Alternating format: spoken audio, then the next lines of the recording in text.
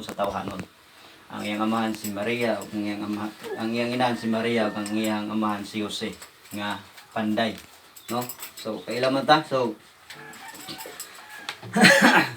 gisulat kini nga pulong kini gisulat paingon sa Jerusalem.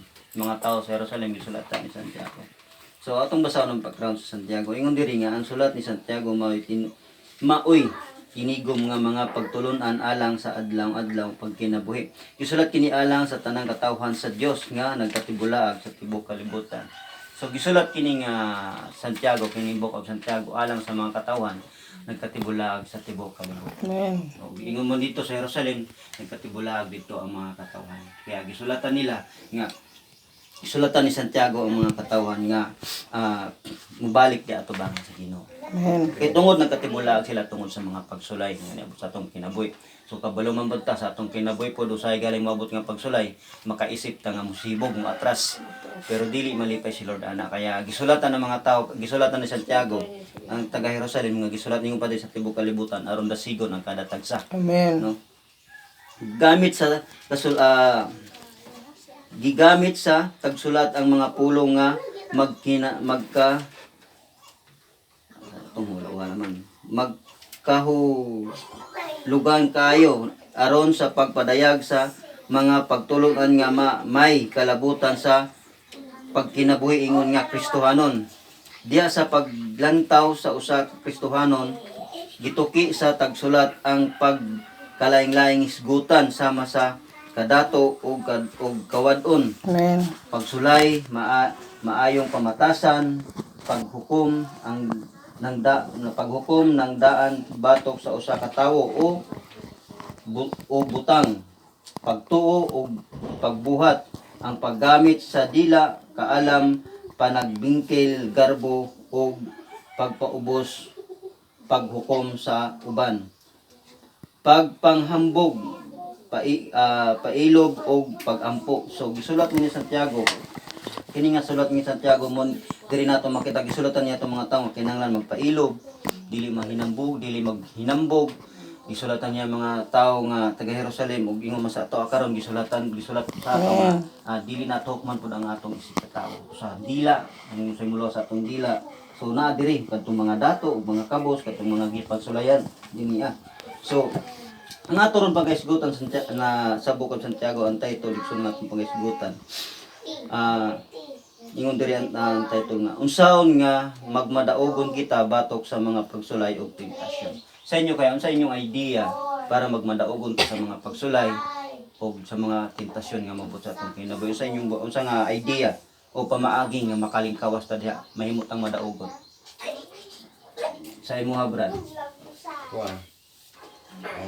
buwan kanunay mag-pray sa Ginoo dayon dili nimo ang butang sa una-una kasing-kasing mga mga pagsulay magitutok ra sa Ginoo ang tanan dayon kung doon na may mga pagsulay atugyan sa Ginoo kay siya ang daan ng Tugyan sa Ginoo. nimuhat. Nindot na tugyan sa Ginoo imo halin. Mag-ampo. Padayon sa pag-ampo. O surrender sa Ginoo ug mga unsa may ug naay mga pagsulay na maabot kinahanglan surrender nato dayon sa Ginoo kay aron maangko nato ang katubagan ba kalampusan. Sa imo hanay, sa imo buhaton nay. Pagkampo na po si Ginoo, kung sa'y ato nga, parang Ginoo, kalimutan ito, Ginoo na yun ato ang sabi. Amen. Tama. Nindot kayo yung mga Amen. sa imo apas. Kuan lang base sa verse nga nabasa nato ganina, dawaton ang paglutos ingon nga panalangin. Amen. Hallelujah. Nindot kayo na so tanan nato nga mga tubag sakto o tanan nato nga tubag mo na usa nga pamaagi nato paano paano ta makalingkawas paano nato paano ta makadaog sa mga pagsulay o mga tentasyon sa atong mga kinabuhi. Amen. So dunay pangutana dinhi nganong gitugot sa Dios ang higayon nga mahitabo ang pag-antos o ang pagsulay. Anong gitugot sa Dios? Sa inyo dunay magtuwag. Sa ako gitugot sa Dios unsa kadako ang imong pagtuo diya sa Ginoo. Mm. Kung ginasulayan ka, kung unsang kung unsa ka kuan jud ang imong pagtuo o lig-on ba ka sa imong pagtuo. Taliwala sa mga pagsulay. Salamat. So, duha pa ka pangutana. Ang Dios ba magsulay kanato? Sa po dili ang Ginoo musulay nato. Ko kuan gitugutan lang na sa Ginoo kung doon naman tay mga pagkulang kaniya mga doon na pud tay maangkon nga mga ngun ana nga sa ato ang kinabuhi kanang doon na tay pagkulang sa Ginoo doon na po yung mga pagsulay nga moabot sa atong kinabuhi mo nga ug tinuod kang lig-on sa pag-alagad sa Ginoo mong dawaton unsa may pagsulay dayon itugyan sa Ginoo ay siya rin magkasulbad niya ang tanan. Tinuod ang Ginoo dili mo sulay kanato. So ingon diri ako tulo ako basahon nga verse nga. Unang usa ka tawo tintalon dili siya angay nga moingon kining tentasyon gikan sa Dios. Kay ang Dios dili man tintal sa pagbuhat og dawtan o dili usab siya ang tintal ang bisan kinsa. No? So salamat sa mga tubag. So dunay tulo ka butang atong pagaisgutan karon mga igsoon. Ang atong verse karon na sa Santiago 1 versikulo 2 paingon siya sa 5 o ato lang iaboton sa verse 8 2 paingon sa 8. So akong basahon mga igsoon isipa nga bulahan kamo kun ang tanang matang sa pagsulay moabot kaninyo. Amen. Na kay nasayod kamo nga ang inyong pagtuog isulayan lamang aron kamo mahimong malahotayon. Paniguruan nga ang inyong pagkamalahotayon mahingpit aron mahingpit gayod kamo og dili makulangan sa bisan unsa. 5 apan kun diha kaninyo may nakulangan og kaalam papangayo siya sa Dios ug dili gayud siya mapakyas kay ang Dios mahinatagon og maluluy-on man sa tanan. Amen. Kaya ang Ginoo sa mga pulong karon. So dunay tulo ka butang igsoon nga atong pagaisgutan karon. Una nga butang igsoon. Paano unsa atong buhaton paano ta magmanaogon batok sa mga pagsulay o sa mga tentasyon. Sa among kinabuhi karon. Doon na po yung mga pagsulay nga niabot sa mua. Unang medyo bugat ko sa akong dughan mo nung nakayo kay pastor nga sa karong Domingo di lang mo sa ako. Pumigikuan niya nga mag-share sa video kuan sa ako. So salamat sa Ginoo sa akong nagama na ako ni siya nga topic atong nihaging adlaw. So salamat sa Ginoo sa iyang pagkamayo nga sa tanang mga pagsulay nga nabot sa atong kinabuhi. Doon na siya ay tumong. Dili nga ingon ka na mga pagsulay nga nabot sa atong kinabuhi dili gikan sa Dios. Kundi ginatugot lamang na sa Ginoo aron kita mahingpit at tubangan sa iya. Amen. So, una nga butang igsoon nga atong pagisgutan igsoon una nga butang paano nato magmanaogon ta batok sa mga pagsulay. Isipon nga bulahan ta. So isipon nato nga bulahan day ta sama sa giingon din sa verse to nga mga igsoon isipa nga bulahan kamo kun ang tanang matang sa pagsulay mo abot kaninyo. So ingon ani daay ang gibuhat ni Santiago. Doon ay mga pagsulay nga niabot sa kinabuhi ni Santiago. Si Santiago gihulog ni si Santiago sa 100 feet taas sa templo. 100 feet ka taas pag ang tao ihulog diha patay. Pero si Santiago mamatay. No? Mo nang nakaingon si Santiago nga bulahan siya. Mo nang gidasig niya mga kaigsuonan sa tibuok kalibutan sa Jerusalem. Kita gidasig ta niya nga isipon nato sa tanang mga pagsulay nga mabot sa atong kinabuhi. Isipon nato nga bulahan dayta. No, sama sa atong Ginoong Kristo. Nahimong balaan, nahimong bulahan ang mga tao nga sumulunod ni Kristo tungod sa mga pagsulay nga nabot sa ilang gikalipay. Nakig-ambit sila sa kasakit sa nahitabo silang kinabuhi kitungod sa nahitabo sa atong Ginoong Kristo. Dili na kabalo man ta nga dili sayon ang giagyan sa atong Ginoong Kristo. Giagyan niya ang gibunalan siya, gipatiran siya, giluwaan siya, gisuntok siya, gikwampa siya, gisamad-samaran, no? Dili sayon gilansang sa cross. So mo nang nakaingon nakig-ambit sila og gikalipay namo kay ingon si Pablo nga gikalipay namo. Kalipay nako mga pagsulay. Amen. Batok sa akong mga kinabuhi. So inana ison sama kay Santiago isipon nato nga bulahan ta kung bulahan ta kung gitamay ta o gidaog-daog ning kalibutan. So, ang mga apostol, sila Santiago, gitamay Santiago kaya galing gihulog siya sa 100 feet kay tungod gitamay siya. Pero giisip niya nga bulahan siya. Giyon siya bulahan siya kay gitamay siya. Usa pud siya nga nahimong atubangan sa Ginoo nga tako. So bulahan ta kung walay nagmahal ka nato, walay nagpangga kay naaman siya nga atong Ginoong Dios nagapangga. So bisag way nagmahal, way nagpangga sa atong mga kinabuhi. Pero number one nagpalangga nato, nagmahal ka nato si Ginoong sa Kristo. Kanang mga pagsulayo sa lamang nakakalamas sa atong kinabuhi. Amen. Ug usa ka tanong. Ug ang tanong kanang imo na abunuhan mo nindot siya. So pag ang tanong nga way abuno, bati siya. O dili nindot ang iyang pagpamunga. Pag once ang tanong imo abunuhan mo nindot ang iyang pagtubo. Sa ato pud kinabuhi, himong pud nato abuno ang mga pagsulay sa atong mga kinabuhi para mahimot ang ako sa inyong pagayon diri nga mahingpit ang atong pagtuo. No, nindot kayo nga atong nang isipon nina nga bulahan ta. So bulahan kung ang tanang matang sa mga pagsulay moabot ka nato, no? Bulahan dito ang tanang matang ng pagsulay moabot ka nato. So atong basahon sa pakibasa sa 1 Peter 4:12.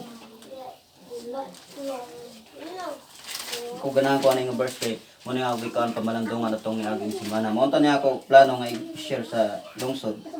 Dalay ko ng Ginoo sa iyong pagkamay. So diri na ako share sa inyo tungod kay 4:12. Mga minahal kong igsuon, ayaw kamo kahibulong sa mga mapait nga pagsulay ng inyong giantos. Amen. Ayaw kini isipa nga talagsaong butang nga nahitabo kaninyo. So, dili din natin isipon nga talagsaon. Nahimo na nung Kristohano ni abot na nung talagsaon ni mga butangan ni abot nung sa ako. Di natin isipon, basta isipon nga bulahan ta. Amen. No? Bisa ingo pagayon ayaw dili natin kon nga sa mga nabot sa atong mga kinabuhi mga sa mga sitwasyon pait sa atong kinabuhi. Dili ta dapat masubo, dili ta dapat magul kun dili magmaya og maglipay kita. Yung pagaling sa akong na kuan paborito na akong verse si Habakuk 17 pingon sa 18. Totoo 18 pingon sa 19 nga. Bisag di na mamula ang mga paras, di na mga matay ng mga tanan pag wa nay maaning abot ug wa nay makuha ang pagkaon diya sa kamalig. Magmaya o maglipay gihapon ako. So nindot kayo ng nana. Yung nana ang mga karakter nga nga kasing-kasing. Muna yung ginakuan sa ako kasing-kasing Lord. Hinaut Lord sa mga kurunta ako Lord sa mga sulugoon. Santiago, nila Habakuk, nila Pablo.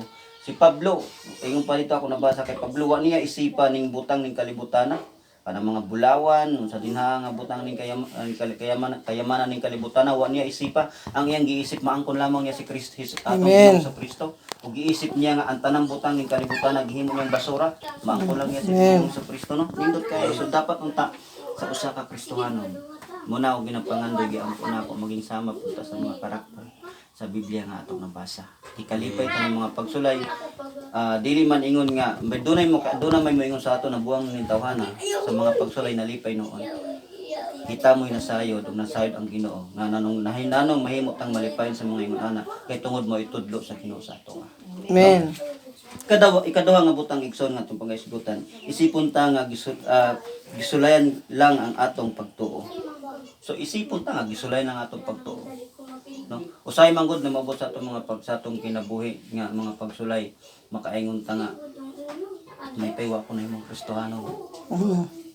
May pay wa nako ni makaplagi ni nga pagtuo. Kay daghan na nang mga problema arang-arang pa to sa una. Sa tinuod ba mas arang-arang ba sa una kaysa karon? Asa nindot sa unang panahon o sa panahon karon nato? Mas dindot rong panahon na. Amen. No, isa sa una kay once sa una pag duna kay pagsulay mabuti mong kinabuhi ang mga problema asa man ka padulong di ba ang uban mga tao mga lalaki galing padulong sa bar bulangan no asa bisag asa lang magtabo koy padulungan batit kayo padulungan problema isa mo to ng problema kadako pero sa karon Amen.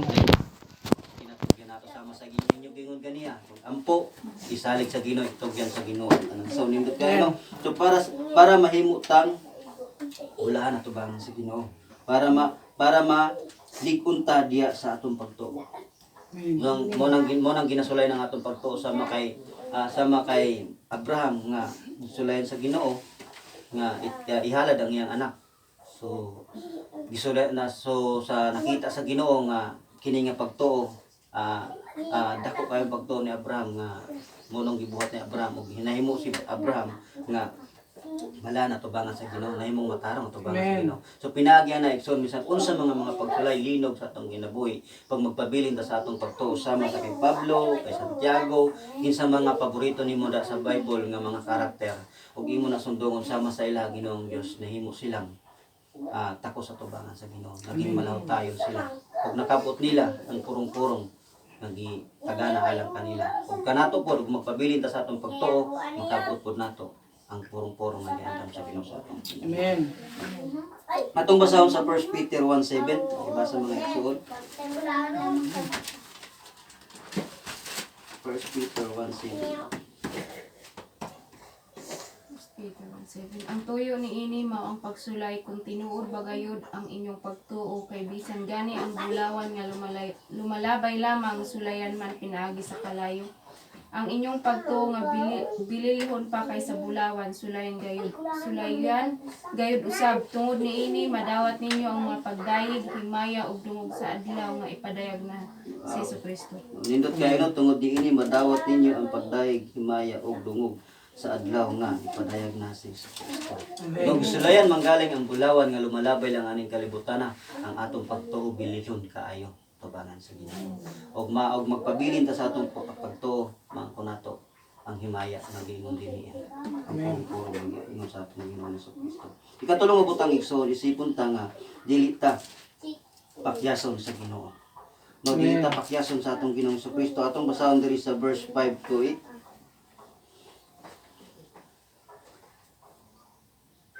Pero bago ito mga tuigso na doon na sa ko'y pangutana, unsa man ang atong buhatong kung dili na nato masabtan ang mga kasamok sa atong kinabuhi. Unsa man atong buhatong kung dili na nato masabtan ang kasamok sa atong kinabuhi. Mangayo o kuan.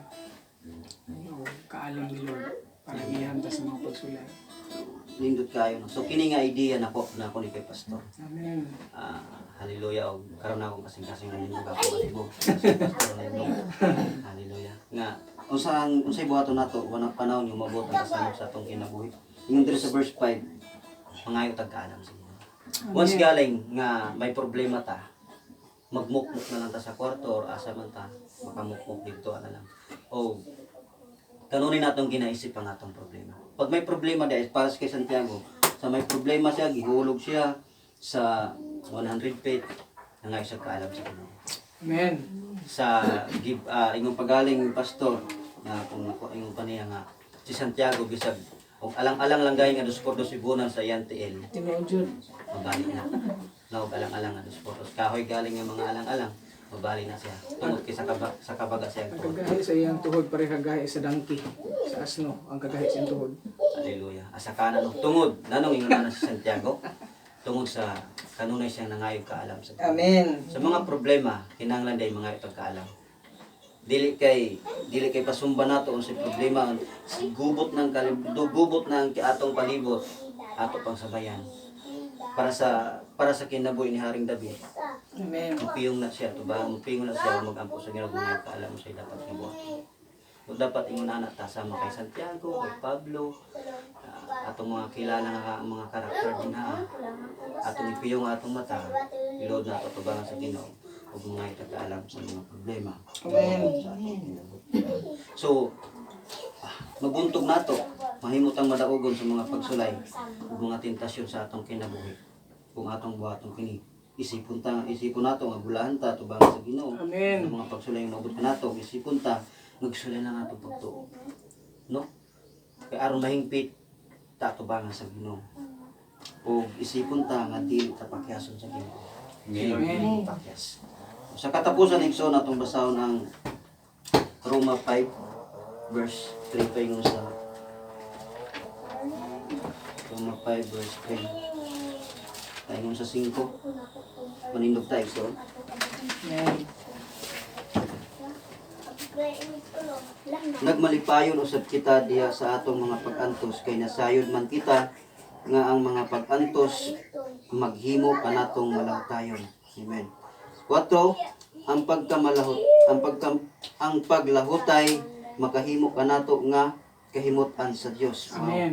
Ug ang iyang kahimuot naghatag kanatog paglaom. Wow, hindutan no. 5, dili gayud kita pakyason niining paglaom Yes, Lord. Amen. gibubo man sa Dios ang iyang gugma sulod sa aton mga kasing-kasing. Pinaagi sa Espiritu Santo nga gasa sa Dios.